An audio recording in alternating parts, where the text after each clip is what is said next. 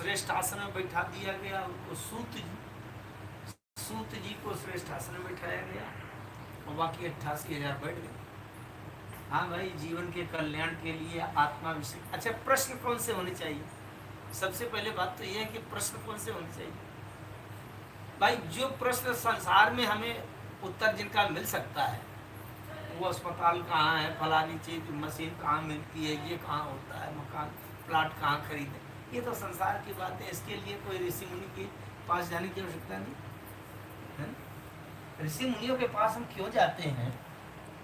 जिसका उत्तर हमें संसार के अन्य किसी भी प्रयास से जिसका उत्तर नहीं मिल सकता, उसके लिए हम ऋषि परंपरा में आश्रय लेते हैं और अपना समय। इसलिए नैमिषारण्य पहुंचे सभी 88,000 ऋषि।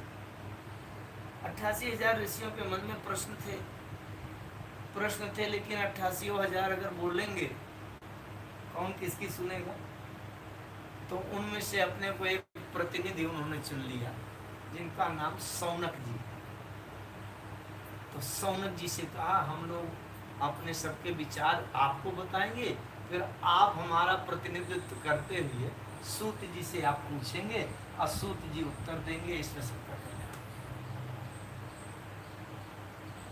जो व्यक्ति प्रश्न किया करता है उसका कभी निजी प्रश्न नहीं होता। पार्वती जी ने भगवान शंकर से प्रश्न किया तो उनके कोई स्वयं का प्रश्न नहीं था, संशय नहीं था। कथा जो सकल लोक हितकारी, ये उनकी मंगल कामना की भावना थी। सोई पूछन चाहे शैल कुमारी।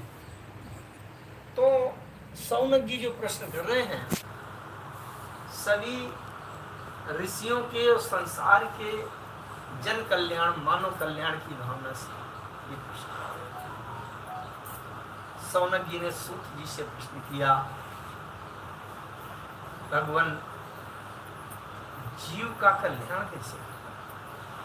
जहाँ एक कलयुग का समय है, मंदा सुमंद मतियो हो, जहाँ बुद्धि मंद है, भाग्य भी मंद है। एक बात है, भाग्य मंद है, बुद्धि निर्मल हो तो भी व्यक्ति बुद्धि विचार विवेक से खींच कर कुछ पार लगा लेगा। अथवा बुद्धि कमजोर है लेकिन पूर्व जन्मों के किए गए कर्मों से भाग्य तेज हो तो भाग्य बस वो अच्छे मार्ग पर चला जाएगा। लेकिन जहाँ बुद्धि भी मंद है, भाग्य भी मंद है, उस स्थिति में जीव का कल्याण कैसे? जीव का कल्याण कैसे होगा? आत्मा परमात्मा और बीच में जो माया का आवरण है, इसका रहस्य क्या है? तीसरा प्रश्न है, भगवान अवतार क्यों लेते हैं? चौथा प्रश्न है, भगवान अवतार कितने लेते हैं, किस किस रूप में लेते हैं, क्या उद्देश्य है? पांचवा प्रश्न है कि जीव और भगवान के बीच में वो ऐसा कौन सा भाव है जिससे जीव परमात्मा के उस आश्रय तक पहुंच सके।